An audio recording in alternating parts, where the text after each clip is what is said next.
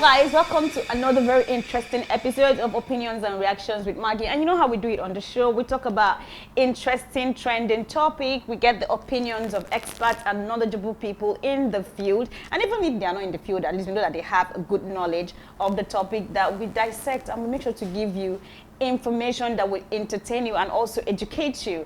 And with me on set today, I have a social entrepreneur, a businessman, and a doctor by the name Dr. Obioha John Silva. Ladies and gentlemen, let us welcome Dr. Obioha John Silva. Thank you. You're welcome to the show.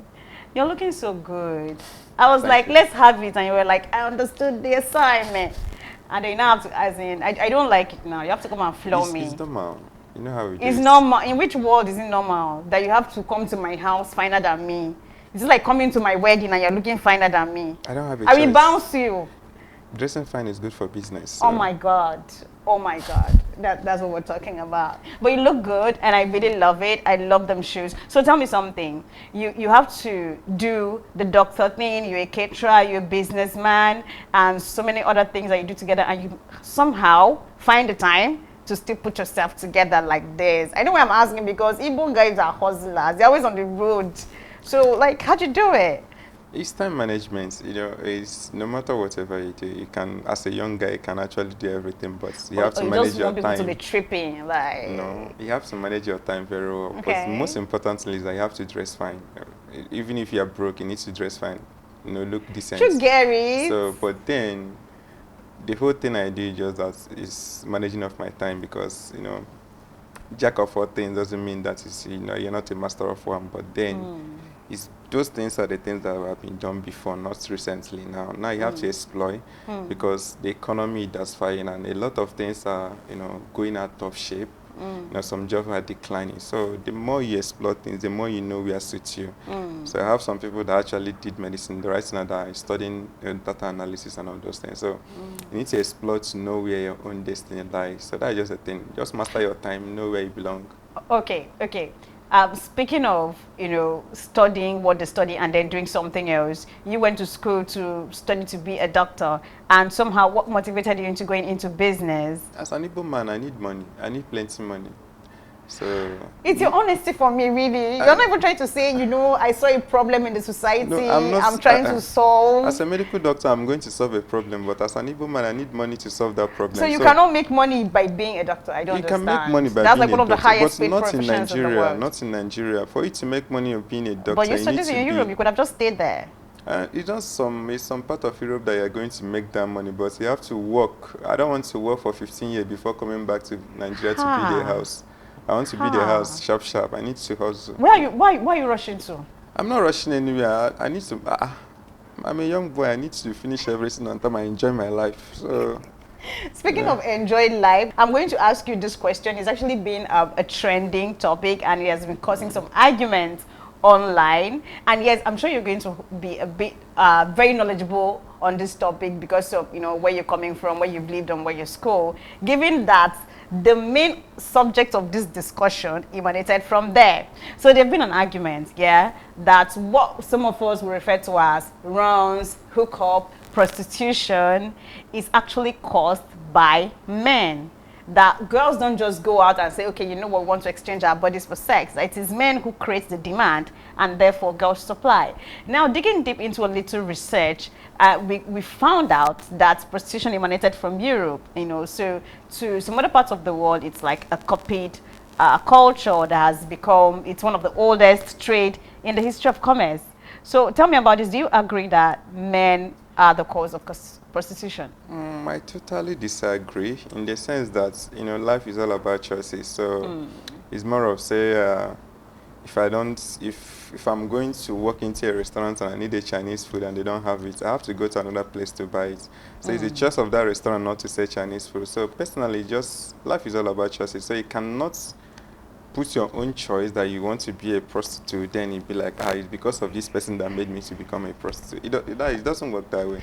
So that is just a thing. No, in a case where permit me to borrow the language, Owu in Nigeria means you are broke, Sakpa. So in that case, in a case where Sakpa is holding a girl, I'm going to give you an example. And then somebody comes to that girl and say, you know what, don't let hunger to kill you. Give me this, let me give you like $2K. What do you have to say about a situation like this? Now, for girls who are not strong-willed, of course they're going to. I mean, what's there? It's not like the thing has a speedometer. It's like it's not reading, right? That's what I'm saying. Like, is in that aspect, you have to blame the government for it, because if there is provision, we're over 200 million individuals in this country. So most of them, like at least 51 point something, are female. So, but then you need to understand the fact that if the government had that provision, all these things would have been at least minimal. In European countries, you are saying people do it, but it's not like as rampant as it is in Nigeria. It's like, for example, in this Lagos. Wait, something they taught us is not as rampant as it is here right Yes, now? now, look, if it's just some country, like even if you go to, like, for example, Cyprus now, it's mostly Nigerian that does prostitution. That's just the truth. Go to Cyprus, go to some other countries. So it's mostly them because of... And it's actually a social menace. And this is actually a problem because some of these women, older women that have been in this business abroad, come home to take younger girls. Yes, they don't just encourage, they come home to take younger girls and illegally take them there and introduce them to this business, lying to them, giving them hopes of, you know, we are going to train you, you're going to get other jobs, you know, menial jobs, hairstyling jobs. And by the time they get there, they realize it is prostitution. Some of them actually know they're going to that place for prostitution. That's just the truth, because some of them already know you are being recruited for something. You don't have a job. If you're an adult, they didn't give you a work permit. No, sometimes they take underage girls too. Like there was an issue of a 14-year-old girl that was taken from Benin, and she landed there. Like the woman took everything. She had a passport, everything. It was like, okay, every night she had to sleep with about 12 people and make returns to her. It's business. It's mostly for, you know, when I've been to Cyprus, and I know that's where their headquarters are mostly. Oh, really? So I know I know how they actually work on those things. So, but the basic thing about this thing is that when you reach that place, you have two choices. Either you continue to the business, you surrender yourself to the immigration to come back home. There's always two choices. Is it that easy? If you go to immigration, you have two choices. Either they deport you, or you continue with the work. So basic thing is that when people reach that place, you don't want to come back. You want to live that life like, you have seen the life, you've seen the money. Let me just do it. So that's just the thing. So, but if you want to come back, if you truly don't want to do such, but then when it's comes to underage girls and all those things, that is not encouraged. Those ones is if it's illegal. That's actually a huge problem, because it's human trafficking, it's child trafficking. So that one is a different thing. But then, as an adult, that's, you know, they paid for your trip. Normally, this thing, they put a particular amount that you're meant to pay. So you have to work for this social amount. And it's a business that is general in Cyprus for all this madam this thing. So, but then, you still have choice. You still have choice. It's your personal choice. Either you come back home or you continue. This is your passport. Doesn't mean you don't know your way to immigration. Okay, I'm going to ask a tricky question to follow up with that. Given the fact that we are like in an age where it's like everything goes right now. You go on TikTok and you're seeing boys doing full glam makeup, dressing up as girls and all that. When we're talking about prostitution now, it's not just about girls anymore. But I'm going to ask you directly.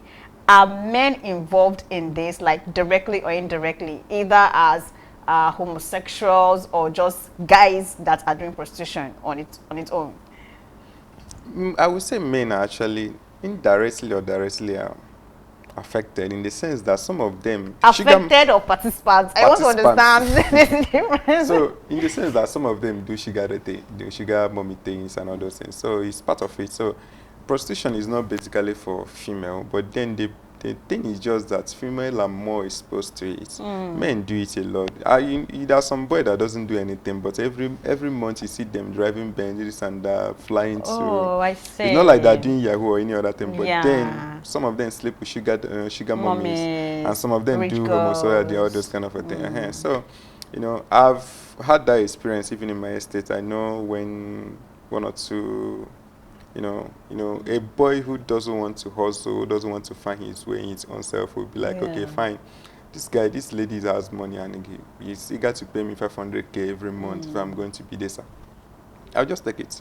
So that's just the basic thing. So basically, we are narrowing it down to societal pressure. Is that what you're that's saying? just it's just society pressure. Most time it's actually peer pressure somehow, Peer pressure. and then the government is not making it conducive for everybody. You see, I am trying so hard to keep the government out of this because, like you said from the beginning, the problem is this: it can't keep them out of the equation because of the fact that the basic roots of it is them. They are the one that are going to make the thing reduce, no matter how you say it. There are some young girls that are doing this. It's not like they don't want to work or do anything else with their life, or do anything up with their life. But the fact that there is no job opportunity for them to work. You know, a graduate, you finish your school and somebody is pricing you 15,000 naira to pay. I remember when one of my colleagues went for a job interview and they're pricing her 70,000 naira. As a doctor. As a doctor, I didn't know how much is our school fees back then. Okay, I mean, you pay school fees in dollars and all. I would pay school almost 3 million naira. And somebody is pricing me 70,000 naira a month. And they will frustrate your life with work. So all those things, you know, you don't expect somebody to come and be collecting that kind of salary. Nigerian minimum wage doesn't work. You know, the system is fucked up. Yeah, and I hear the hazard allowance for doctors is how much? 5,000. So, ladies and gentlemen, at this point, we're going to have to take a break. By the time we come back, we're going to delve more into these issues, and of course, we're going to bring you more of opinions and reactions. Stay go nowhere. We'll be right back.